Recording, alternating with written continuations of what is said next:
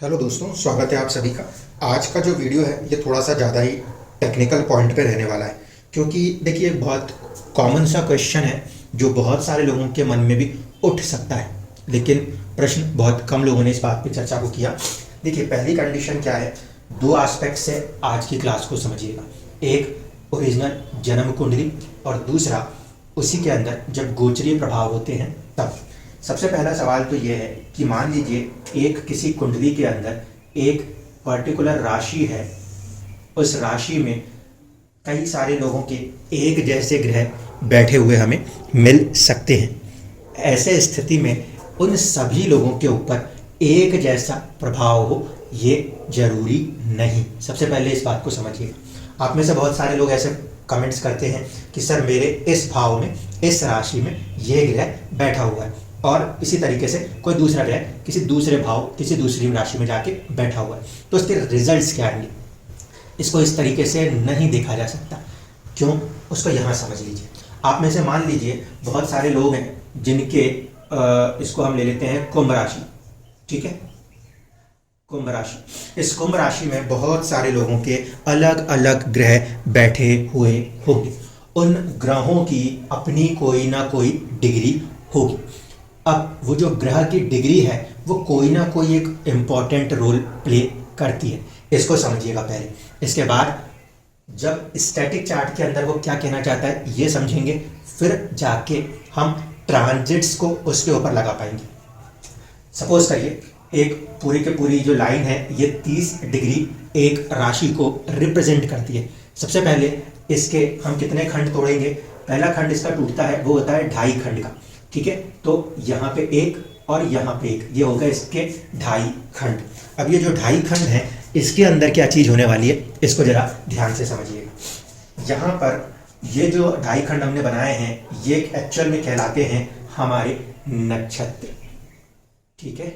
तो सबसे पहली कंडीशन जो होती है वो ये कि एक ही राशि के अंदर बहुत सारे लोगों की जिंदगियों में ग्रह नजर आ सकते हैं। लेकिन मान लीजिए मैं कहूं कुंभ राशि में किसी का मंगल बैठा है, तो सभी व्यक्तियों के लिए कुंभ राशि में बैठा हुआ मंगल एक जैसा प्रभाव कभी नहीं कर सकता। इसलिए जब आप ऊपर की बातों को सुनकर आके बात करते हैं कि सर उस राशि में तो ऐसा ही प्रभाव होगा, ऐसा कुछ भी नहीं है, ऐसा कुछ भी नहीं है। किसी जातक ने कमेंट में बोला था और एक बार किसी ने कॉल में भी यही बात करी थी कि सर भृगुनंदी नाड़ी के हिसाब से अगर कोई ग्रह यहाँ बैठा है तो यही फल देगा, लेकिन उसे क्यों नहीं मिला। वो इसलिए नहीं मिला क्योंकि उस राशि के अंदर भी कुछ डिविजन्स हैं, कुछ चीजें हैं जिसमें कि ग्रह अपने पोटेंशियल पोजीशंस को चेंज करते जाएंगे। ये बात आपको समझनी पड़ेगी। मान लीजिए हम चर्चा कर रहे हैं कुंभ राशि को लेकर, तो इसमें हमारे को 3 अलग अलग नक्षत्र देखने को मिलेंगे। पहला नक्षत्र का पार्ट जो है वो मार्स के पास आएगा, ठीक है। अगला जो पार्ट है वो राहु के पास आएगा, एक हिस्सा जो है वो जुपिटर के पास जाएगा। अब ये जो नक्षत्र के लेवल पे चीजें बदल गई हैं, इसकी वजह से उस प्लेनेट के ऊपर का प्रभाव बदल गया है। आप एक घर के अंदर तो हैं, घर के अंदर अलग अलग कमरे बने हुए हैं। कोई ड्राइंग रूम होगा, कोई बेडरूम होगा, कोई किचन होगा। तो पर्टिकुलरली ये डिपेंड करेगा कि आप उस समय कहाँ पर हो। सपोज आप ड्राइंग रूम में ही बैठे हो तो फिर आपकी एक्सेस कुछ चीज़ों के लिए आसान हो जाएगी। आप किचन में बैठे हो तो आपकी एक्सेस कुछ दूसरी चीज़ों के लिए आसान हो जाएगी। इसी तरीके से प्लैनेट्स भी जब राशि में बैठते हैं तो सभी के सभी एक जैसे रिजल्ट्स नहीं होते, कभी भी नहीं होते। पहली कंडीशन। दूसरी कंडीशन, यहाँ पे नक्षत्र के बाद इसके और एक हिस्से टूटेंगे, वो हिस्से जो हैं वो बनेंगे आपके नक्षत्र पद, ठीक है। एक राशि में कितने नक्षत्र पद होंगे, नक्षत्र के हिसाब से देखेंगे तो 4 बनेंगे, 1 2 3 4। इसमें भी 1 2 3 और 4, और यहाँ पे क्या हो जाएगा 2 नक्षत्र पद और आधा जो है वो मिक्स हो जाता है, ठीक है। 2 नक्षत्र पद और आधा कुल मिला के मिक्स हो जाता है। तो यहाँ पे ये जो फॉर्मेशन बनेंगे 1 2 3 4 5 6 7 8, और ये वाला एक पोर्शन जो रहेगा वो 9वां हिस्सा रहेगा, ठीक है। 9 हिस्सों को मिलाकर, 9 पदों को मिलाकर एक कंप्लीट राशि पूरी होगी। तो जो 9 अलग अलग हिस्से निकल के आएंगे वो अपने आप में इंडिविजुअल डिविजन्स के रूप में काम करते हैं। ठीक है, इसी वजह से मान लीजिए कि कोई ग्रह मंगल के नक्षत्र में तो बैठा हुआ है, लेकिन मंगल के नक्षत्र में बैठने के बावजूद उसका जो नवांश होगा, नौवां अंश होगा, वो भी बदलता जाएगा।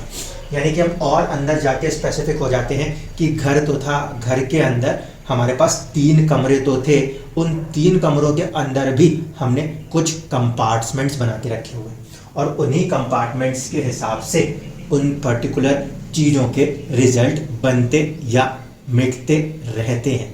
ठीक है, इस बात को सबसे पहले समझ लीजिएगा। इसीलिए जब इस तरीके से चीज़ों को देखते हैं कि एक राशि में बैठे हुए ग्रह के बारे में ऐसा बता दिया गया है, तो वहाँ पर उस पर्टिकुलर केस में ये देखना जरूरी है कि उस पर्टिकुलर प्लैनेट को किस प्रकार का एनवायरनमेंट मिल रहा है। अगर कोई भी ग्रह सपोज करिए इस एनवायरनमेंट में बैठा है, यहाँ से लेके यहाँ तक के एनवायरनमेंट में कोई ग्रह बैठा है, तो उसकी स्क्रिप्ट किस पे चली गई है?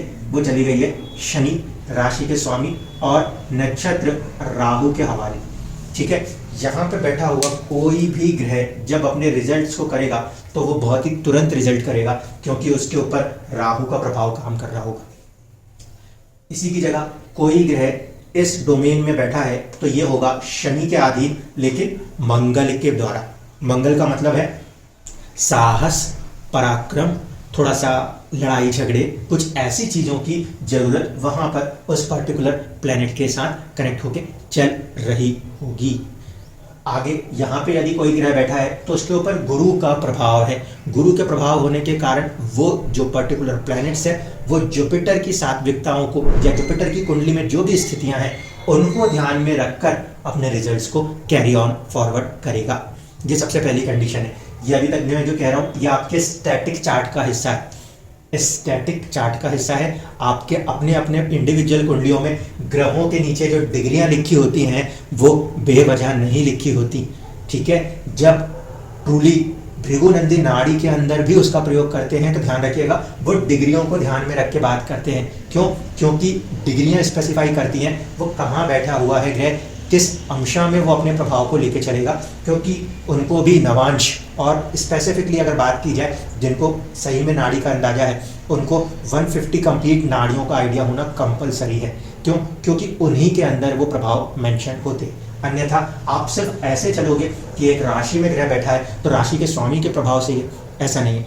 जितने भी लोग आ जाए, अगर किसी का सेम नेचर में मान लीजिए इस डोमेन के अंदर ही, राहु के डोमेन के अंदर ही कोई ग्रह बैठा है, लेकिन जब उसके नवांश बदलते चले जाएंगे तब उसके अंदर के रिजल्ट्स में वेरिएशन आना शुरू हो जाएगा।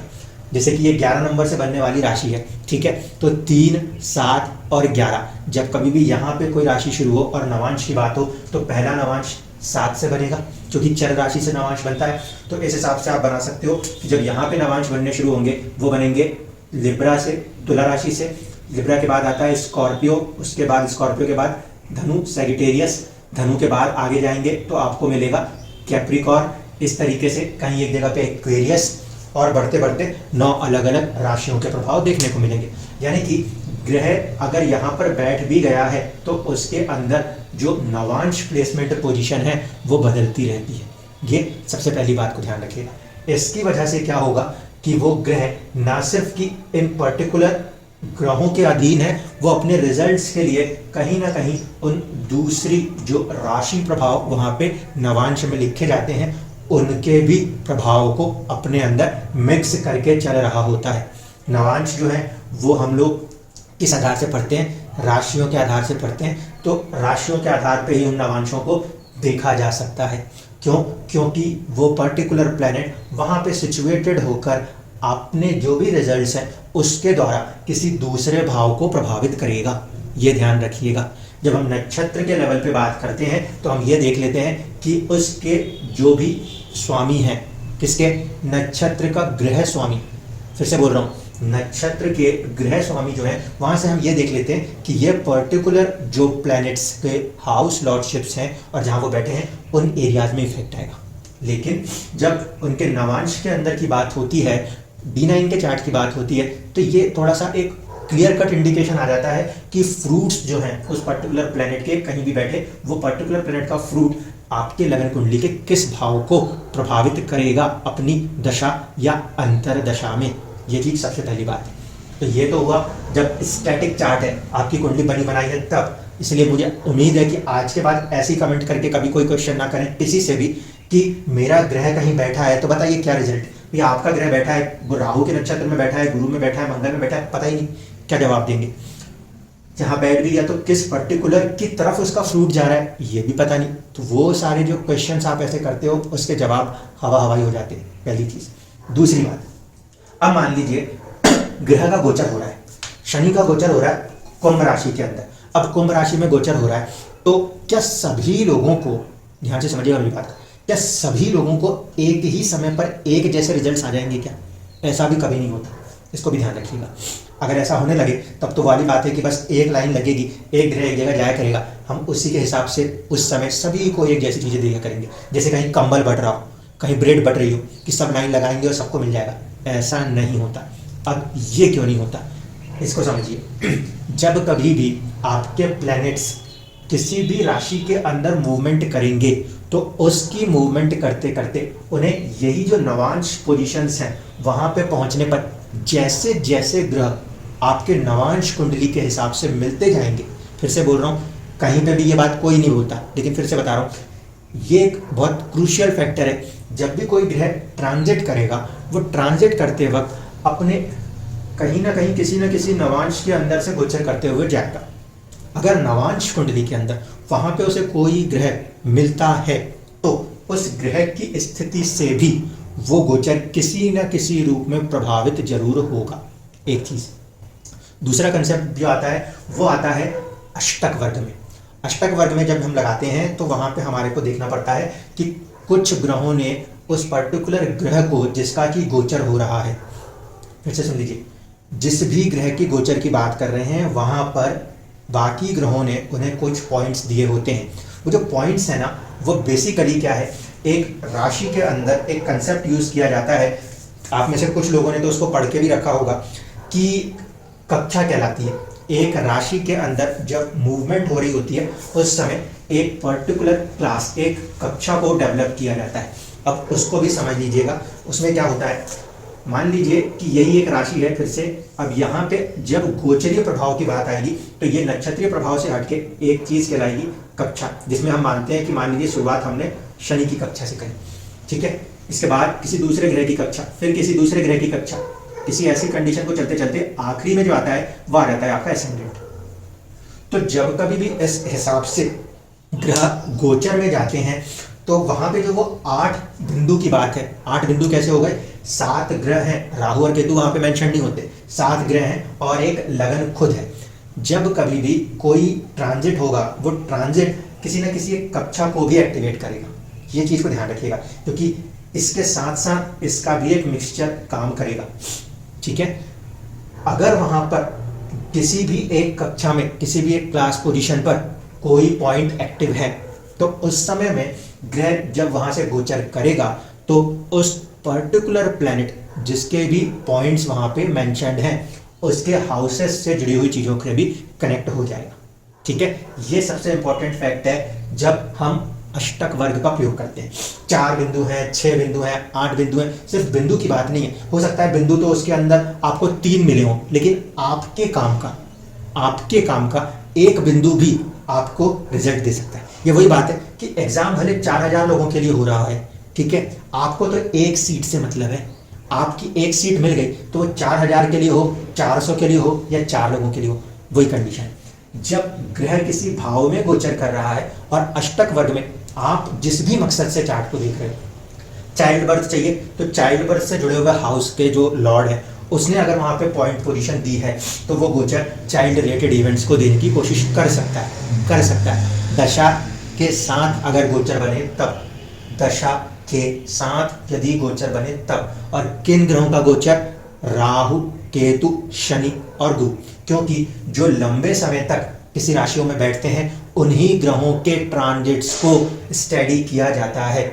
वरना इंडिविजुअल चार्ट पे उस टाइमिंग ऑफ इवेंट के लिए उस समय के गोचर को सभी ग्रहों पे लगाना होगा। ये बात ध्यान रखिएगा। कोई भी वीडियो जब हम बनाते हैं तो वो सिर्फ यही रीजन है कि शनि गुरु, राहु और केतु के गोचरों के बाद ही मैं अपनी वीडियोस को बनाता हूँ। बाकी के सूर्य का गोचर हो गया, चंद्रमा हो गया, बुध हो गया, ये हो गया, वो हो गया, वो दुनिया भर में क्या है, एक समय आ जाएगा आपके दिमाग में कि ये आदमी तो झूठ ही बोल रहा है, कुछ होता ही नहीं। ये चीज़ नहीं करनी है। उतनी चीज़ों को ध्यान रखना है कि जब जब कोई पर्टिकुलर बड़े ग्रह जो कि एक राशि में या तो 30 साल के बाद आते हो, 18 साल के बाद आते हो, 12 साल के बाद आते हो, ऐसे ग्रहों के गोचर जब होंगे तभी इन इवेंट्स की बात होगी। अब चंद्रमा 2.5 दिन में आने लगे, सूर्य महीनों में रोज घूमने लगे, बुध रोज घूमने लगे, तो वो जनरल प्रेडिक्शन नहीं हो सकती। जनरल प्रेडिक्शन नहीं हो सकती। जनरल प्रेडिक्शन तो तभी होगी जब आपके अपने चार्ट के ऊपर ये सारी पॉइंट्स आपके आंखों के सामने दिखाई दे रहे होंगे। इसलिए जब कभी भी ज़्यादा लंबे समय तक एक राशि में बैठने वाले ग्रह कौन कौन से होते हैं, शनि, गुरु, राहु और केतु, जब इनका गोचर होता है तब हम कक्षा के कंसेप्ट को यूज करते हैं, तब वो होता है अष्टक वर्ग। अष्टक वर्ग में मान लीजिए कि सभी लोगों को जरूरी नहीं है कि वहां पे शनि ने ही अपने पॉइंट्स दिए। अगर शनि ने पॉइंट्स नहीं दिए हैं तो कुछ लोगों के लिए जिनके पॉइंट दिए हैं वो जिन भाव का स्वामी है उसके रिजल्ट मिल रहे होंगे, जिनको नहीं दिए हैं उनको रिजल्ट्स नहीं मिलेंगे। जब ये लगन की तरफ आता है और लगन ने पॉइंट्स दिए हैं तो गोचर होते समय उस ग्रह का वहां से गुजरना या तो आपके जीवन के अंदर कुछ अच्छाइयां दिखा देगा, नहीं तो आपके स्वास्थ्य के ऊपर कोई प्रभाव भी डाल सकता है। इसको इस तरीके से समझा जाता है। इसलिए जब प्लैनेट ट्रांजिट में किसी भाव में आता है, मान लीजिए कि यहाँ पे किसी ने पॉइंट पोजीशन नहीं दी, कोई कक्षा अलॉट नहीं हुई, लेकिन ग्रह जो है वो नवांश में वहां पे मिल गया, तो इसका मतलब है कि गोचर में शनि, गुरु, राहु, केतु जैसे ग्रहों को जब वो ग्रह मिलेगा तब कुछ ना कुछ हिस्सा आपकी जिंदगी का प्रभावित जरूर होगा।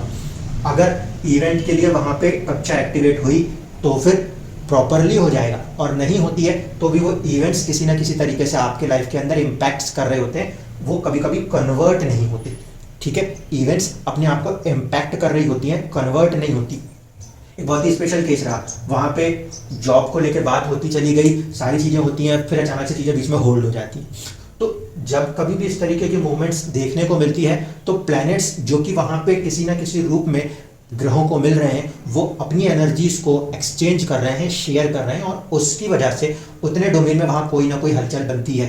लेकिन जब पर्टिकुलर दशा, फिर से कह रहा हूं, जब कोई पर्टिकुलर दशा किसी पर्टिकुलर ट्रांजिट को एग्जैक्टली मैच कर लेती है, जब कोई पर्टिकुलर दशा किसी पर्टिकुलर ट्रांजिट को एग्जैक्टली मैच कर देती है, तब होती है फाइनल इवेंट, यानी कि जो भी चीज आप चाह रहे हो उसका कंप्लीशन।